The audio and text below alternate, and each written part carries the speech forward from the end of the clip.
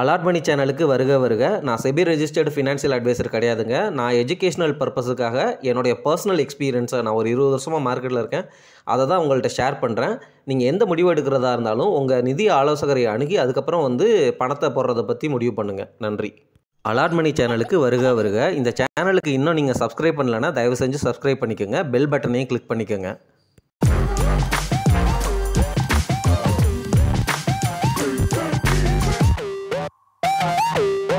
அனைவருக்கும் வணக்கம்.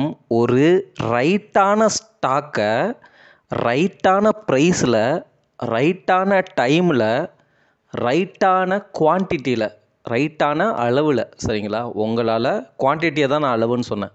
உங்களால் பிடிக்க முடிஞ்சால் நீங்கள் தான் சக்ஸஸ்ஃபுல் இன்வெஸ்டர். இந்த ரைட்டான டைமில் அப்படின்னு சொல்லிட்டு ஒவ்வொரு பாயிண்ட்டுக்கும் ஆர்கியூ பண்ணாதீங்க. இந்த இடத்துல டைமுன்னு நான் மீன் பண்ணுறது, எப்படி ஒவ்வொரு கம்பெனிகளும் தன்னை தயார்படுத்திக்குவாங்களோ அந்த டைமில் பெருசாக க்ரோத் இருக்காது. ஆனாலும் ஸ்டெடியாக க்ரோ ஆகிட்டே இருப்பாங்க.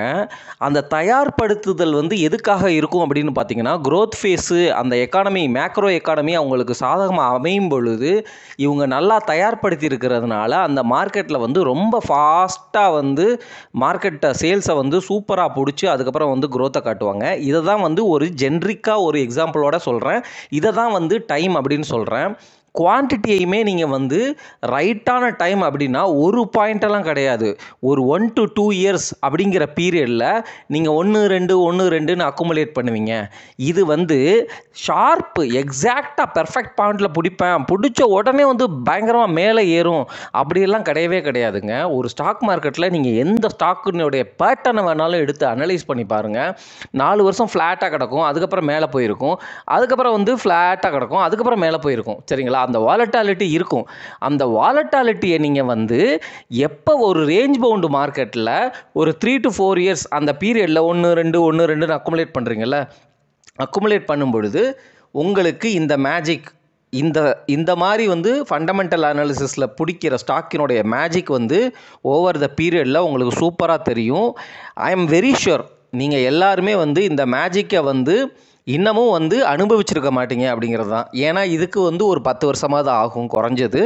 அந்த மாதிரி லாங் டேர்ம் இன்வெஸ்டராக இருங்க அப்படிங்கிறத சொல்லிவிட்டு, இந்த வீடியோ பதிவில் ஸ்டாக் பிக்கிங் பற்றியும் சில அற்புதமான பங்குகளை பற்றியும், பங்குகளுடைய நேமு, சரிங்களா? ஒரு ஆர்டிக்கல் நான் படித்தேன் மார்னிங் ஸ்டாரில். அந்த ஆர்டிக்கல் 2023 தயாரிக்கப்பட்ட ஒரு ஆர்டிக்கல். அந்த ஆர்டிக்கலினுடைய சாராம்சத்தை நீங்கள் புரிஞ்சுக்கிறது மூலமாக ஒரு ஸ்டாக் பிக்கிங் எப்படி பண்ணலாம் அப்படிங்கிறதுக்கு ஒரு பேசிக் ஐடியா உங்களுக்கு கிடைக்கும்.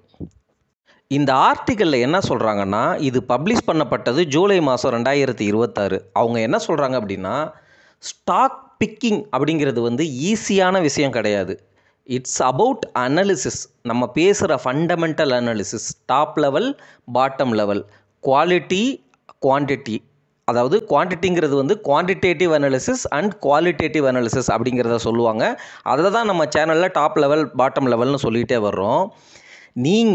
நான் தொடர்ந்து பல வீடியோக்களில் சொல்லியிருக்கிறேன், ஒரு ஸ்டாக்கை எவ்வளவுக்கு எவ்வளவு மார்ஜின் ஆஃப் சேஃப்டியில் பிடிக்கிறீங்களோ அவ்வளவுக்கு அவ்வளவு உங்களுடைய ரிஸ்க்கை ப்ராப்பராக மிட்டிகேட் பண்ணுறீங்க, மேனேஜ் பண்ணுறீங்க அப்படிங்கிறது தான் ரொம்ப ரொம்ப அர்த்தம். ஸோ உங்களுடைய ரிஸ்க்கை மேனேஜ் பண்ணணும், மார்ஜின் ஆஃப் சேஃப்டி இருக்கணும், பொசிஷன் சைஸிங், போர்ட்ஃபோலியோவில் அந்த ஸ்டாக்குக்கு கரெக்டான சைஸில் கொடுக்கணும்.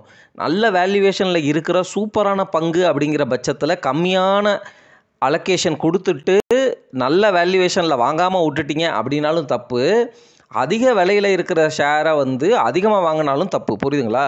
வேல்யூவேஷன் ஜோனில் சூப்பராக கிடைக்கிது அப்படின்னா ஒரு லார்ஜ் கேப் ப்ளூ சிப் பங்குகள்னால் தாராளமாக 5-6% அக்குமுலேட் பண்ணிக்கணும் அப்படிங்கிறது தான் பொசிஷன் சைஸிங். அதுக்கப்புறம் ஒரு ஸ்டாக்கை வாங்கிட்டோன்னா அந்த ஸ்டாக்கை பிடிச்சிக்கிட்டே உட்கார்றது. எப்பொழுதுமே ஒரு பியர் மார்க்கெட் முடிஞ்சு மார்க்கெட் ஏறும் பொழுது அப்போ வேறு செக்டர், வேறு செட் ஆஃப் ஸ்டாக்ஸ் புதுசாக எவால்வ் ஆகி ரிட்டர்ன் கொடுக்கும்.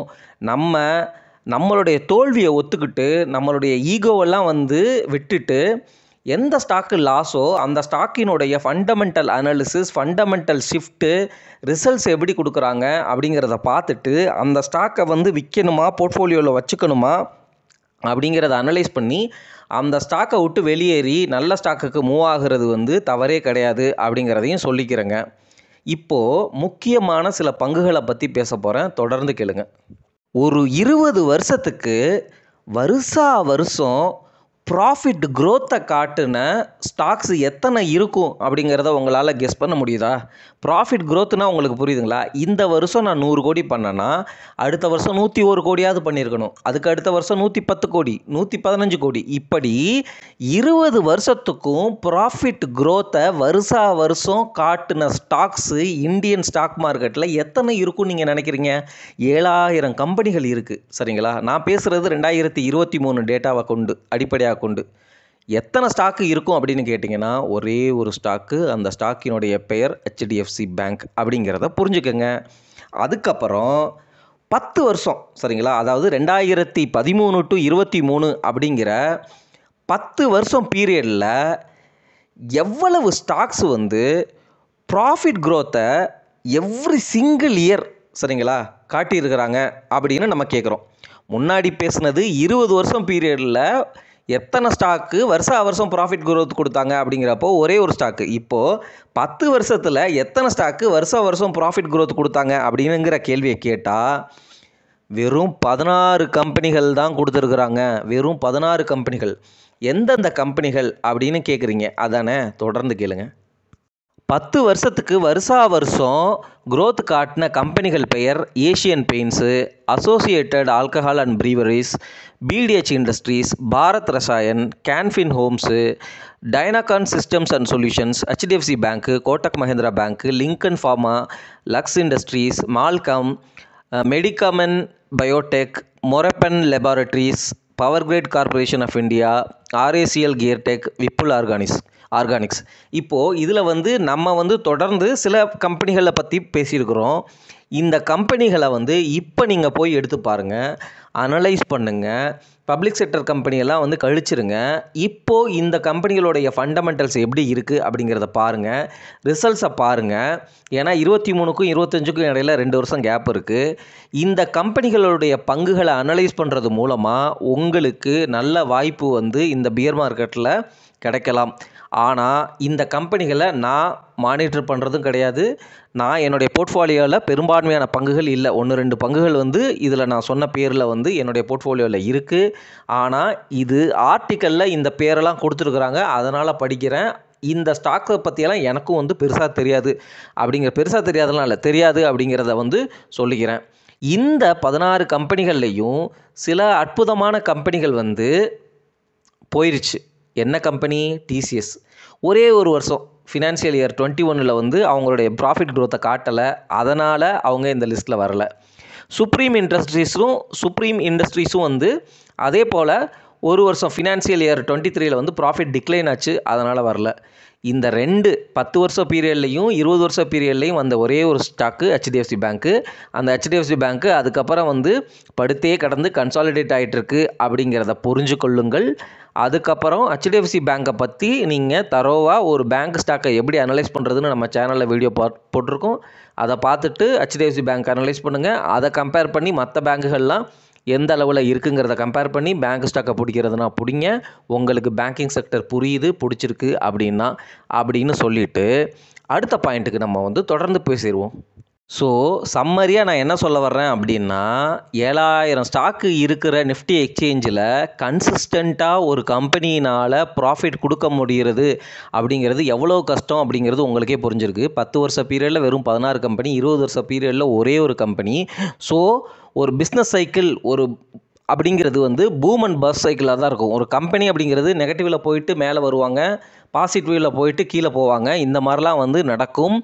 நல்ல கம்பெனி, நல்ல மேனேஜ்மெண்ட், நல்ல ப்ரொமோட்டர், ஹிஸ்டாரிக்கலாக வந்து ப்ரூவன் கம்பெனி நல்ல செக்டரில் இருக்கிறாங்க. இப்போ வந்து செக்டர் டவுனாக இருக்குது, அல்லது அந்த கம்பெனியில் வந்து ஏதோ ஒரு பிரச்சனை போயிட்டுருக்கு அப்படின்னா அந்த பிரச்சனையுடைய தன்மையை வந்து புரிஞ்சுக்கிட்டு அது ஃப்யூச்சரில் எப்படி எவால்வ் ஆகலாம் அப்படிங்கிறத விசுவலைஸ் பண்ணிவிட்டு அந்த ஸ்டாக்கினுடைய சேல்ஸ் குறையும் பொழுதோ, அந்த ஸ்டாக்கினுடைய ப்ராஃபிட் க்ரோத் வீக்காக இருக்கும் பொழுதோ, அந்த ஸ்டாக்கினுடைய ஆப்ரேட்டிங் ப்ராஃபிட் மார்ஜின் கம்மியாக இருக்கும் பொழுதோ, அந்த மேனேஜ்மெண்ட், அந்த ப்ரொமோட்டர் உங்களுக்கு நம்பகத்தக்க ஒரு ப்ரொமோட்டராகவோ மேனேஜ்மெண்ட்டாகவோ இருக்கிற பட்சத்தில் நீங்கள் கண்டிப்பாக வந்து அந்த ஸ்டாக்கினுடைய கஷ்ட காலத்தில் பிடிக்கிறது மூலமாக அந்த ஸ்டாக்கு நல்ல காலத்துக்கு வரும் பொழுது நமக்கும் வந்து நல்ல காலம் பிறக்கும் அப்படின்னு சொல்லிட்டு இந்த வீடியோ பதிவை முடிக்கிறேன்.